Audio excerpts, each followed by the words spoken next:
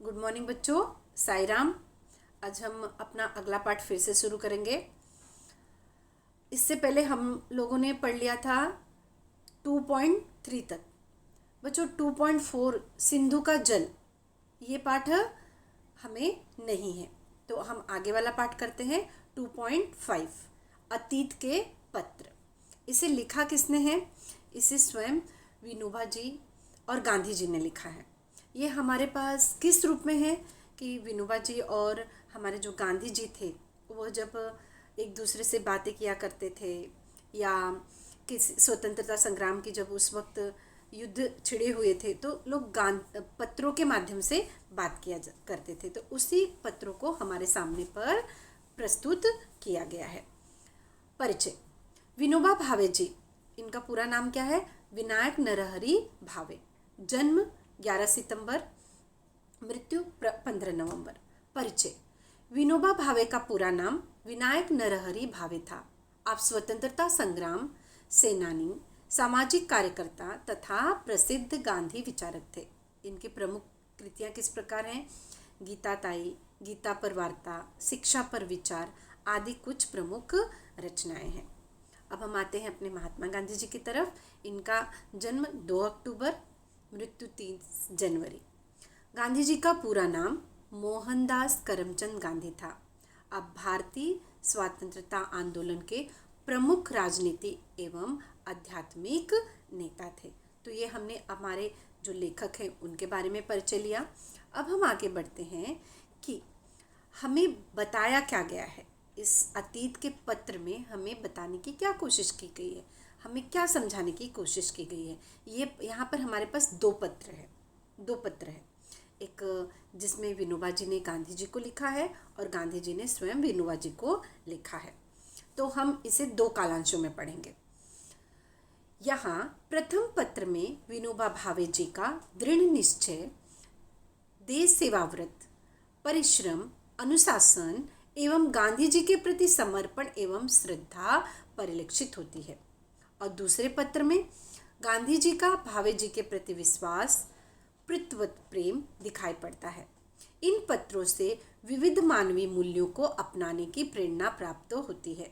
जब हम ये पत्र पढ़ेंगे ना बच्चों, तो इस पत्र से हमें हमारे जो मानवीय मूल्य हैं, हमारे जो वैल्यू हैं, उससे अपनाने की प्रेरणा मिलती है। तो चलो हम शुरुआत करते हैं पहले पत्र की, जिससे लिखा है विनोबा जी ने। परम पूज्य बापू जी, 1 साल पहले अस्वास्थ्य के कारण आश्रम से बाहर गया था। यह तय हुआ था कि 2-3 मास वाई आकर आश्रम लौट जाऊंगा, मतलब वाई में रहकर वह आश्रम लौट आएंगे। पर 1 साल बीत गया, फिर भी मेरा कोई ठिकाना नहीं। पर मुझे कबूल करना चाहिए कि इस बारे में सारा दोष मेरा ही है। वैसे मामा फड़के को मैंने 1-2 पत्र लिखे थे। मतलब यहाँ विनोबा जी क्या कह रहे हैं कि वो आश्रम से बाहर इसलिए चले गए थे कि उनका जो स्वास्थ्य था वह ठीक नहीं था और वो सोचे थे 2-3 महीने वाई में रहकर वापस आश्रम लौट आएंगे, लेकिन वो ऐसा नहीं कर पाए। तो उसका कारण वो खुद को बता रहे हैं। और उन्होंने ये भी बताया है कि मैंने 1-2 पत्र में मामा फड़के को लिखकर भेजा है। आश्रम ने मेरे हृदय में खास स्थान प्राप्त कर लिया है। इतना ही नहीं, अपितु मेरा जन्म ही आश्रम के लिए है, ऐसी मेरी श्रद्धा बन गई है। तो फिर प्रश्न उठता है कि मैं 1 वर्ष बाहर क्यों रहा। वो कहते हैं आश्रम से तो मेरा बहुत लगाव है, लेकिन बात यह है कि जब इतना लगाव है तो मैं 1 साल तक आश्रम से बाहर क्यों रहा। उसका कारण वो क्या बताते हैं? देखो, उसका कारण वो बता रहे हैं, जब मैं 10 वर्ष का था तभी मैंने ब्रह्मचर्य व्रत का पालन करते हुए देश सेवा करने का व्रत लिया था। उसके बाद मैं हाई स्कूल में दाखिल हुआ। उस समय मुझे भागवत गीता के अध्ययन का शौक लगा, मतलब मुझे भगवत गीता सीखना है। पर मेरे पिताजी ने दूसरी भाषा के तौर पर फ्रेंच लेने की आज्ञा दी, तो भी गीता पर मेरा प्रेम कम नहीं हुआ था। मतलब उनके वो गीता पढ़ने का शौक था, लेकिन उनके पिताजी ने उन्हें क्या पढ़ने के लिए कहा? फ्रेंच। लेकिन फिर भी गीता पढ़ने का उनका जो प्रेम था, लगाव था, वह कम नहीं हुआ। और तभी से मैंने घर पर खुद ब खुद संस्कृत का अभ्यास शुरू कर दिया था। मैं आपकी आज्ञा लेकर आश्रम में दाखिल हुआ। पर उसी समय वेदांत का अभ्यास करने का अच्छा मौका हाथ लगा। अब वो बोल रहे हैं कि मैं तो ये मन में लेके आया था कि मैं गीता का कुछ सीख लूँगा, लेकिन उसी समय क्या उन्हें उपनिषद वगैरह सीखने का भी मौका मिल गया।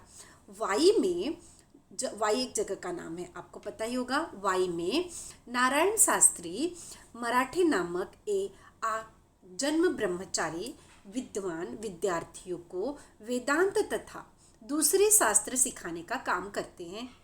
उनके पास उपनिषदों का अध्ययन करने का लोभ मुझे हुआ। वह कह रहे हैं कि जब मैं वाई आया तो वहाँ मैंने क्या देखा कि जो कौन यहाँ पर बताया गया है, वाई में नारायण शास्त्री मराठे नामक एक आजन्म ब्रह्मचारी विद्वान हैं जो विद्यार्थियों को वेदांत और दूसरे शास्त्र सिखा रहे हैं। तो मुझे भी सीखने की लालच हुई, इच्छा हुई। इस लोभ के कारण मैं वाई में ज़्यादा समय रह गया। इतने समय में मैंने क्या क्या किया यह लिखता हूँ। अब विनोबा जी ये भी लिख के दे रहे हैं कि यहाँ पर रहने पे उन्होंने क्या क्या किया। जिस लोभ के खातिर मैं इतने दिनों आश्रम से बाहर रहा, मेरा वह लोभ और उसका कार्य नीचे लिखे अनुसार है। अब वो वहाँ पे पूरी डिटेल भी दे रहे हैं कि किस कारण मैं आश्रम नहीं रहा और मैंने क्या क्या किया। स्वास्थ्य, पहले किस लिए बाहर निकले थे वो आश्रम से, कि उनका स्वास्थ्य खराब था। तो सबसे पहले स्वास्थ्य के बारे में लिखते हैं। स्वास्थ्य सुधार के निमित्त पहले तो मैंने 10-12 मील घूमना शुरू किया। यहाँ पर चलना के महत्व को बताया जा रहा है कि चलना कितना स्वास्थ्यवर्धक है। बाद में 6 से 8 सेर अनाज पीसना चालू किया। 6 से 8 सेर अनाज, अनाज मतलब जैसे चक्की पीसने, गेहूँ वगैरह, ये भी एक प्रकार का व्यायाम होता है। आज 300 सूर्य नमस्कार और घूमना, यह मेरा व्यायाम है। इससे मेरा स्वास्थ्य ठीक हो गया। सोचो, बिना किसी दवा के, केवल घूमकर एक व्यायाम करके उनका स्वास्थ्य ठीक हो गया। तो ये रहा, स्वास्थ्य ठीक हुआ। आगे वो बताते हैं खाने के बारे में।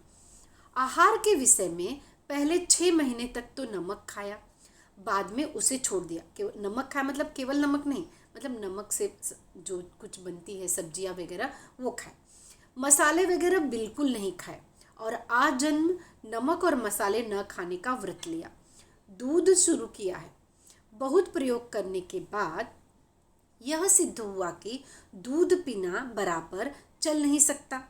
मतलब कंटिन्यू दूध पीना जो है, यह सिद्ध हुआ है कि दूध बिना बराबर चल नहीं सकता। मतलब दूध हमारे स्वास्थ्य के लिए कितना उपयोगी है। फिर भी अगर इसे छोड़ा जा सकता है तो छोड़ देने की मेरी इच्छा है। 1 महीना केले, दूध और नींबू पर बिताया। इससे ताकत कम हुई। क्या हो गई? इससे ताकत जो थी, वह जो उनको परेशानी हो रही थी वह दूर हो गई। अब कार्य क्या बता रहे हैं वो, कि गीता का वर्ग चलाया। वो जो ऊपर वो जो उन्होंने कहा है कि दूध और नींबू पर बिताया, केले, दूध और नींबू, मतलब पूरा इन्होंने लिक्विड ही लिया। तो इससे थोड़ा उनको ऐसा कमजोरी सा महसूस हुआ। केवल दूध, नींबू और केला ही खाएंगे तो थोड़ी सी कमजोरी महसूस होगी। तो वो उन्होंने कहा कि मुझे ऐसा महसूस हुआ, तो उन्होंने वापस अपना आहार शुरू किया। कार्य, गीता का वर्ग चलाया। इससे 6 विद्यार्थियों को अर्थ सहित सारी गीता सिखाई, बिना पारिश्रमिक मतलब बिना कोई मेहनताना लिए, कोई फीस लिए बगैर उन्होंने 6 विद्यार्थियों को क्या सिखाया? गीता। ज्ञानेश्वरी 6 अध्याय। इस वर्ग में 4 विद्यार्थी थे। तीसरे पॉइंट पे क्या है? उपनिषद 9। इस वर्ग में 2 विद्यार्थी थे। मतलब 6 विद्यार्थियों को गीता सिखाया, 4 विद्यार्थियों को ज्ञानेश्वरी सिखाया और 2 विद्यार्थियों को उपनिषद। और चौथा कार्य क्या किया उन्होंने? हिंदी प्रचार। मैं स्वयं अच्छी हिंदी नहीं जानता, फिर भी विद्यार्थियों को हिंदी के समाचार पत्र पढ़ने पढ़ाने का क्रम रखा। और उन्होंने आगे क्या बताया है 5वें पॉइंट पे? अंग्रेजी 2 विद्यार्थियों को सिखाए। 6ठा पॉइंट, यात्रा लगभग 400 मील पैदल। और यात्रा 400 मील पैदल राजगढ़, सिंहगढ़, तोरणगढ़ आदि इतिहास प्रसिद्ध किले भी देखे। 7वें पॉइंट पे वो क्या बताते हैं? प्रवास करते समय गीता जी का प्रवचन करने का क्रम भी रखा। और जहाँ जहाँ वो जा रहे थे वहाँ गीता का प्रवचन भी कर रहे थे। आज तक ऐसे कोई 50 प्रवचन भी किए। और उन्होंने बता रहे हैं कि उन्होंने 50 प्रवचन भी किए। अब यहाँ से आश्रम आते हुए पहले पैदल मुंबई जाऊंगा और वहां से रेल से आश्रम पहुंचूंगा। मेरे साथ 25 वर्ष का एक विद्यार्थी प्रवास कर रहा है। मुझसे गीता सीखने का उसका विचार है। मैं अधिक से अधिक चैत्र शुक्ल 1 को आश्रम पहुंचूंगा। और वो यहाँ बता भी रहे हैं बराबर टाइम कि मैं इस तारीख को आश्रम पहुंच जाऊंगा। आगे वह कहते हैं 8वें पॉइंट में, वाई में विद्यार्थी मंडल नामक की एक संस्था की स्थापना की। उसमें एक वाचनालय खोला और उसकी सहायता के लिए चक्की पीसने वालों का एक वर्ग शुरू किया। उसमें मैं और दूसरे 15 विद्यार्थी चक्की पीसते। जो मशीन की चक्की पर पिसवाने ले जाते उनका काम हम 1 पैसे में 2 शेर हिसाब से करते और ये पैसे वाचनालय को देते। पैसे वालों के लड़के भी इस वर्ग में शामिल हुए थे। यह वर्ग कोई 2 मास चला और वाचनालय में 400 पुस्तकें इकट्ठी हो गई। यहाँ पे उन्होंने जो 8वें पॉइंट में बताया है, क्या बताया है, एक विद्यार्थी मंडल की उन्होंने संस्था खोली और वाचनालय मतलब लाइब्रेरी पढ़ने के लिए खोला। और वहाँ पे उन्होंने क्या किया, उसमें पुस्तकें लाने का कार्य कैसे किया, किसी के सामने मांगने नहीं गए।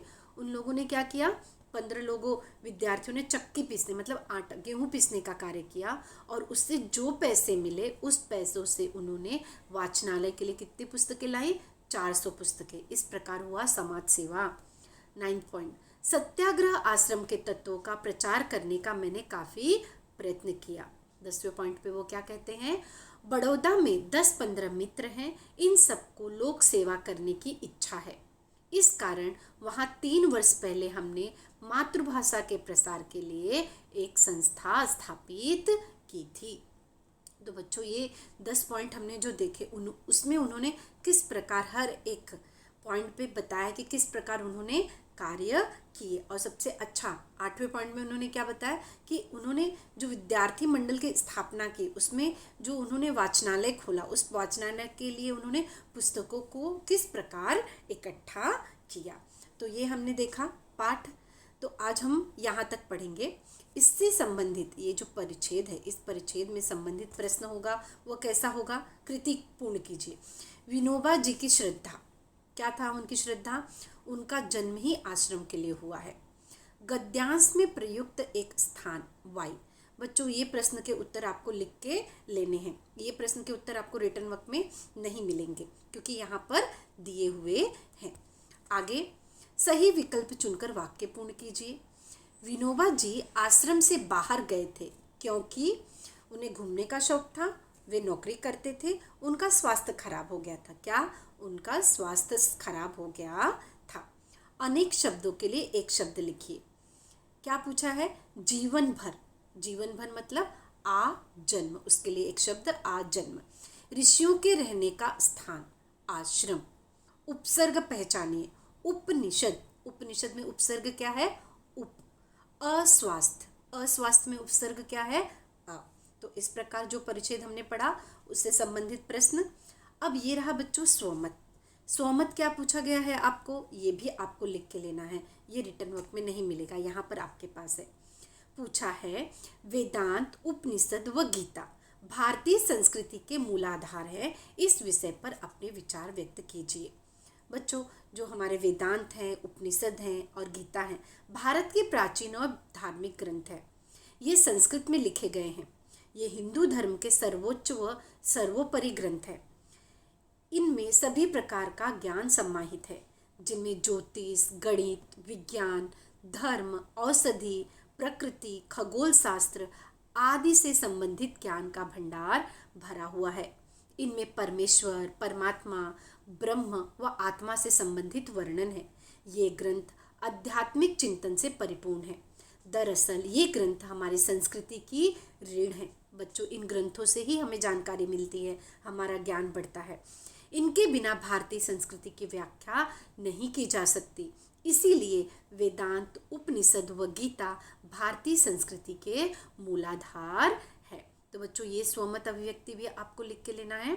और इस जो हमने परिच्छेद पढ़ा अब तक, जो एक पार्ट पढ़ा, उस पार्ट में से रिलेटेड क्या क्या प्रश्न पूछे जा सकते हैं ये भी आपके पास है। तो हम अगले कालांश में मिलेंगे, इसके आगे वाला पढ़ने के लिए।